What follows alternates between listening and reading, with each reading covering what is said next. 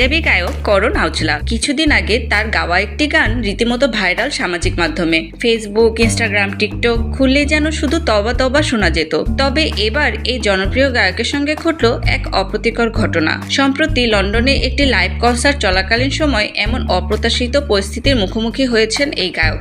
জানা গেছে, কনসার্ট চলাকালীন করণ আউজলা যখন সেটের মাঝখানে ছিলেন তখন দর্শক সারিতে থাকা একজন তার দিকে জুতো ছুঁড়ে মারে এবং তার মুখে আঘাত করে, যে ভিডিও এখন সোশ্যাল হ্যান্ডেলে ভাইরাল। তবে অপ্রত্যাশিত এই ঘটনার সঙ্গে সঙ্গে প্রতিবাদ জানান করণ। ভিডিওতে দেখা যায় গায়ক বলছেন, থামুন, কে ছিলেন? আমি আপনাকে মঞ্চে আসতে বলছি, এখনই 1 to 1 করি। গায়ক এই অসম্মানজনক ঘটনার হতাশা প্রকাশ করে বলেছিলেন, আপনি যে আমাকে জুতা দিয়ে আঘাত করেছেন, আমি কি এত খারাপ গান গাইছি?